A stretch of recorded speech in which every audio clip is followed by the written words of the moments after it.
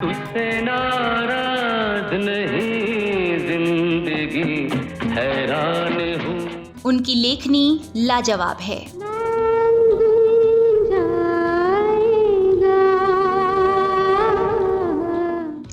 उनकी कलम से निकला हर शब्द कोहिनूर बन जाता है।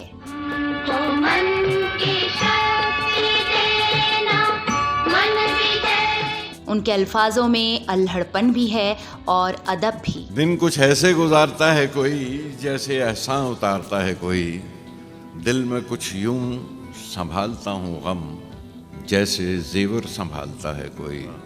उनके लिखे में बसंत की खुशबू भी है और बारिश की बहार भी। हम सब तो रंगमंच की कठपुतलियां हैं जिनकी डोर ऊपर वाले की उंगलियों में बंधी है। कब कौन कैसे उठेगा। उनके गीत सुनना ठंड के मौसम में गुनगुनी धूप के एहसास जैसा होता है। चप्पा चप्पा चरखा चले। संगीत की दुनिया को गुलजार करने वाले इस शख्स की निजी जिंदगी आखिर क्यों हो गई बेजार? कैसे एक कार मैकेनिक बन गया अल्फाजों का सबसे बड़ा इंजीनियर? खुशी के गाने तो बिल्कुल फुलझड़ियों की तरह हैं, चलते हैं और पूछ जाते हैं, लेकिन उदासी। ये खुद तो हमेशा सफेद कपड़े पहनते हैं, लेकिन इनके गीत, इनकी शायरी बेहद रंगीन होती हैं। इनकी लेखनी की कायल लता मंगेशकर समेत तमाम दिग्गज थे। तेरे बिना जिंदगी से कोई शिकवा। आज भी ये देश के सबसे महंगे गीतकार हैं। लिखने वाला हर शख्स इनकी तरह बनना चाहता है, क्योंकि इन्हीं से तो रोशन है संगीत की दुनिया, इन्हीं से गुलजार है गीतों का संसार। आजकल पाँव ज़मीन पर नहीं पड़ते। जी हाँ, हम बात कर रहे हैं जाने माने गीतकार, डायरेक्टर, लेखक, शायर गुलजार की। और आप देख रहे हैं सिनेमा सफर अपनी दोस्त और होस्ट कंगना के साथ। रुपया पेड़ों पर नहीं उगता कि जितना मांगो मिल जाएगा, और हाथ भी पेड़ों पर नहीं उगते हैं सेठ जी की एक कट जाए तो दूसरा लग जाए। और जिन हाथों ने मेहनत करके आपको रोटी खिलाई है। आज के सिनेमा सफर में बात होगी गुलजार साहब के अब तक की सिनेमा यात्रा की। गुलजार साहब आखिर सफेद कपड़े ही क्यों पहनते हैं? किस बात को लेकर गुलजार डिप्रेशन में चले गए थे? वो कौन सी फिल्में थीं जिसमें गुलजार साहब ने एक्टिंग भी की? ये सब आपको बताएंगे और आपको रूबरू कराएंगे गुलजार साहब की जिंदगी के उन हिस्सों से जिसे बहुत ही कम लोग जानते हैं। क्या आप जानते हैं कि गुलजार साहब बॉम्बे गीतकार बनने नहीं गए थे? क्या आप यकीन करेंगे कि गुलजार ने फिल्मों में सिर्फ लिखने का ही काम नहीं किया है, बल्कि उन्होंने कई फिल्मों का निर्देशन भी किया। इतना ही नहीं, कुछ फिल्मों में तो उन्होंने अभिनय भी किया है। कौन सी हैं वो फिल्में, आपको आगे बताएंगे। जंगल जंगल बात चली है, पता चला है। अरे चड्डी पहन के। गुलजार की शख्सियत में भले ही ठहराव दिखता हो, लेकिन उनकी निजी जिंदगी में बड़े बड़े तूफान आए। कभी उन्होंने खुद को संभाला तो कभी डिप्रेशन में भी चले गए। गुलजार साहब ने यूं तो अपने जीवन में अब तक कई उतार चढ़ाव देखे हैं, लेकिन वो कौन सी शर्त थी जिसकी वजह से टूट गई गुलजार और राखी की शादी? एक पार्टी में ऐसा आखिर क्या हुआ जिसकी वजह से सौम्य से रहने वाले गुलजार ने पत्नी राखी को बेरहमी से पीटा? मरने से ठीक पहले जानी मानी अभिनेत्री मीना कुमारी ने अपनी तमाम निजी डायरियां आखिर क्यों गुलजार को सौंप दी? बताएंगे आपको विस्तार से, लेकिन एक सरसरी नजर गुलजार साहब के बचपन और शुरुआती दिनों पर डाल लेते हैं। इस मोड़ से जाते हैं। गुलजार का जन्म एक सिख परिवार में 18 अगस्त 1934 को पंजाब के झेलम में हुआ था, जो अब पाकिस्तान में है। उनका असली नाम संपूर्ण सिंह कालरा है। बंटवारे के बाद जब गुलजार साहब का परिवार दिल्ली आया था तो उन्होंने दिल्ली के सेंट स्टीफेंस कॉलेज में दाखिला लिया था। यहाँ ये आर्ट फैकल्टी के स्टूडेंट थे। गुलजार ने लगभग 1 साल तक यहाँ पढ़ाई की। इस दौरान परिवार की आर्थिक स्थिति काफ़ी बिगड़ने लगी थी, तो इन्हें पढ़ाई के लिए इनके बड़े भाई के पास भेज दिया गया, जो उन दिनों मुंबई में रहा करते थे। मुंबई में गुलजार एक मोटर गैराज में काम करने लगे थे। एक्सीडेंटल कारों को ठीक करके उन पर रंग करना इनका काम था। गुलजार को अपनी ये नौकरी पसंद आने लगी और ऐसा इसलिए था क्योंकि इस नौकरी में उन्हें इतना वक्त तो मिल ही जाता था कि ये ढेर सारी किताबें पढ़ लिया करते थे। पगलों की तरह मैं घूमता हूँ। उस इलाके में एक ऐसी लाइब्रेरी थी जिसमें 4 आने हफ्ते के बदले अनलिमिटेड किताबें पढ़ने की छूट थी।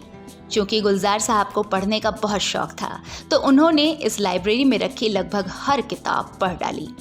गुलजार साहब की इस आदत से लाइब्रेरी वाला भी आजिज आ गया। एक दिन जब गुलजार साहब उसके पास पढ़ने के लिए किताब लेने गए तो उसने उन्हें एक मोटी सी किताब थमाते हुए कहा कि अब बस, अब और किताबें नहीं हैं यहाँ, ये पढ़ो और फिर वापस इधर मत आना। लाइब्रेरी वाले ने उस दिन जो किताब गुलजार को दी थी उसका नाम था द गार्डनर। यह एक कविता संग्रह था जिसे रविंद्रनाथ टैगोर ने लिखा था। टैगोर की वो किताब पढ़ने के बाद गुलजार का नजरिया पूरी तरह से बदल गया। कहा जाता है कि इसी किताब को पढ़ने के कारण बंगाली संस्कृति और भाषा की तरफ गुलजार का इंटरेस्ट बढ़ गया था। तुम आ गए हो, नूर आ गया। इस तरह गुलजार की नौकरी और खूब पढ़ना एक साथ जारी था। फिर अचानक ऐसा क्या हुआ कि अपना पहला ही गीत लिखकर गुलजार ने मचा दी धूम। अब बात उसी वाक़े की। दरअसल उस वक्त बॉम्बे में हर रविवार राइटर्स एसोसिएशन की मीटिंग हुआ करती थी और गुलजार इस मीटिंग में जाया करते थे। यहाँ उनकी जान पहचान फिल्म इंडस्ट्री के दिग्गज रहे सलील चौधरी और शैलेंद्र जैसे लोगों से हुई। इसी संगत के चलते ही उन्हें बतौर गीतकार इनका पहला गीत भी मिला था।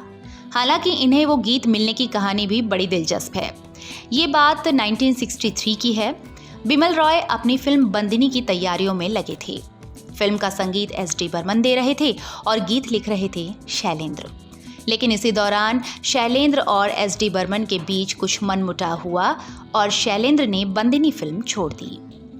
ये बात जब फैली तो गुलजार के एक दोस्त इन्हें बिमल रॉय के पास ले गए। बिमल दा ने गुलजार से इस फिल्म के लिए ट्रायल के तौर पर एक गीत लिखने को कहा। गुलजार ने मोरा गोरा अंग लई लो मोहि श्याम रंग दई दो लिखा और दिखाने के लिए पहुंच गए बिमल दा के पास। बिमल दा को ये गाना बहुत पसंद आया। अब सवाल था कि इस गाने को किससे गवाया जाए। फिल्म बंदिनी के संगीतकार सचिन दे की नज़र में इस गाने को लता मंगेशकर से बेहतर कोई नहीं गा सकता था। लेकिन बर्मन और लता के बीच उस वक्त अनबन चल रही थी और दोनों में बातचीत तक बंद थी। लता ने उनके लिए गाना गाना भी बंद कर दिया था। लेकिन इस झगड़े को खत्म किया गुलजार की लेखनी ने। एक इंटरव्यू में लता ने कहा था कि बर्मन दादा के साथ मेरा झगड़ा चल रहा था।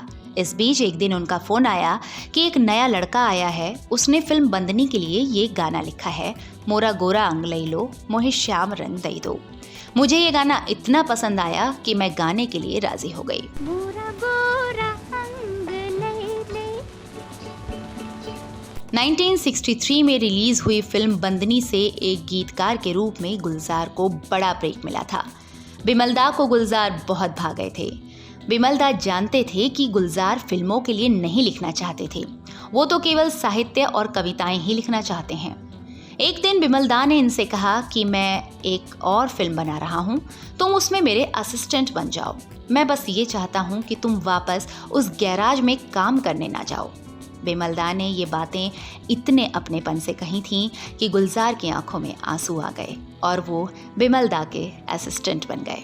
बदरी हटा के चंदा चुपके से झाके चंदा। अब बात उस वाक़ये की जिसने गुलजार को अंदर तक तोड़ दिया और उन्होंने 5 साल तक अपने पिता की अस्थियों को बचा कर रखा था। ऐसा उन्होंने क्यों किया, आइए अब आपको उसकी कहानी बताते हैं। Housefull the golden years of Bollywood नामक किताब में इस बात का जिक्र है कि जब गुलजार साहब के पिता का निधन हुआ था उस समय वो मुंबई में थे। 2 दिन बाद उन्हें इस बात की जानकारी हुई। उनके भाई फ्लाइट से दिल्ली चले गए, लेकिन फ्लाइट टिकट के पैसे ना होने के कारण गुलजार साहब ने ट्रेन पकड़ ली। इस तरह पिता की मृत्यु के 3 दिन बाद वो दिल्ली पहुंच पाए। इस दौरान उनके बड़े भाई ने पिता का अंतिम संस्कार कर दिया था। गुलजार को पिता के अंतिम दर्शन नहीं कर पाने का बेहद मलाल रहा। उन्होंने पिताजी की अस्थियों को 5 साल तक संभाल कर रखा। इसके बाद जब उनके करीबी बिमल दा का निधन हुआ था, तब उन्होंने बिमल दा के साथ अपने पिता की अस्थियों को विसर्जित किया। फिल्मों के लिए गीत और स्क्रिप्ट लिखते लिखते गुलजार साहब कब डायलॉग्स भी लिखने लगे उन्हें खुद भी पता नहीं चला। लेकिन जब आनंद फिल्म में इनके लिखे डायलॉग्स और गीतों ने धूम मचा दी, तो गुलजार साहब को लगा कि अब वो फिल्मों में एज एन राइटर स्टैब्लिश हुए हैं। क्यों एक्सपेक्ट करते हो जो तुम कहोगे वही मैं करूंगा? तुम हंसो तो मैं हंसता रहूं, तुम बोलो तो मैं बोलता रहूं, बक करता रहूं तुम्हारे साथ। बिमल दा के साथ गुलजार साहब ने लंबे वक्त तक असिस्टेंट डायरेक्टर की हैसियत से काम किया था। अब वक्त था उनके खुद के एक डायरेक्टर बनने का। 1971 में इन्होंने पहली दफा फिल्म मेरे अपने डायरेक्ट की। इस फिल्म की बड़ी चर्चा हुई थी। इसके बाद गुलजार ने फिल्म परिचय और कोशिश का भी निर्देशन किया। ये दोनों ही फिल्में खूब सराही गईं। कोशिश के लिए तो हरि भाई संजीव कुमार को नेशनल फिल्म अवार्ड भी मिला था। सो जा बाबा मेरे, सो जा। गुलजार ने अचानक और आंधी जैसी दमदार फिल्मों का भी डायरेक्शन किया था।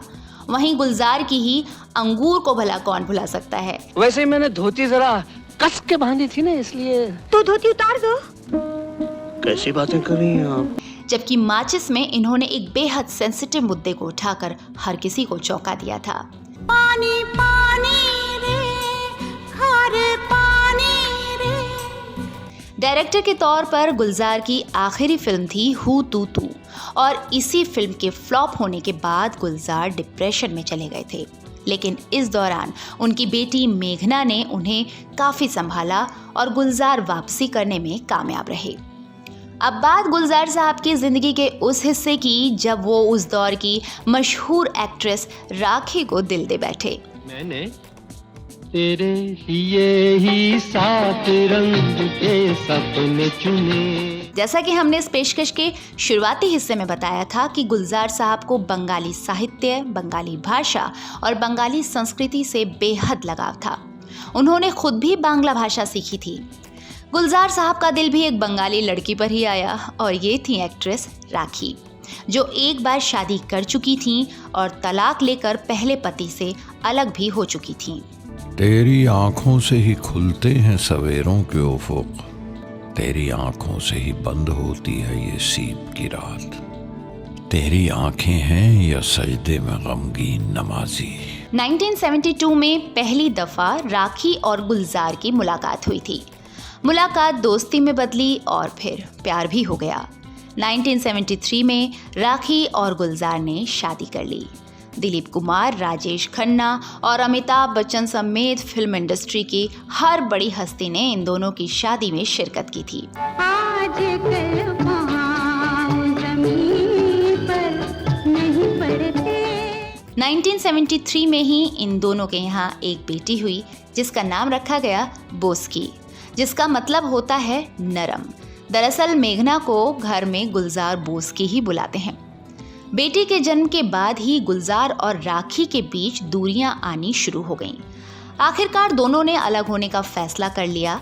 हालांकि गुलजार और राखी ने कभी तलाक नहीं लिया।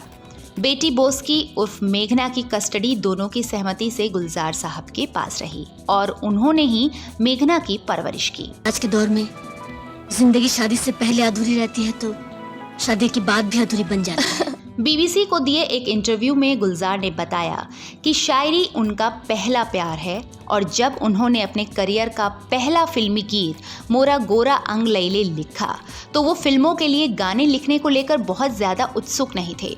लेकिन फिर एक के बाद एक गाने लिखने का मौका मिलता गया और वो गाने लिखते चले गए। आने वाला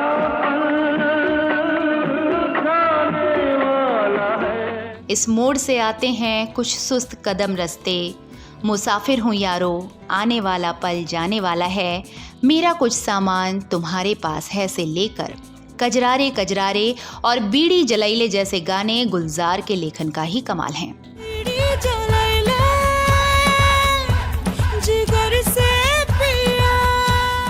गुलजार ने अपनी कलम के दम पर अपने लिए एक बड़ा मुकाम बनाया।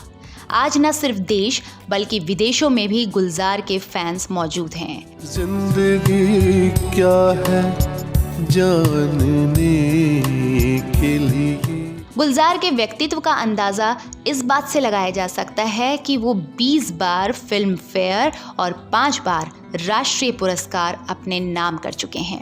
इसके साथ ही 2010 में उन्हें स्लम डॉग मिलियनेयर के गाने जय हो के लिए ग्रैमी अवार्ड दिया गया था।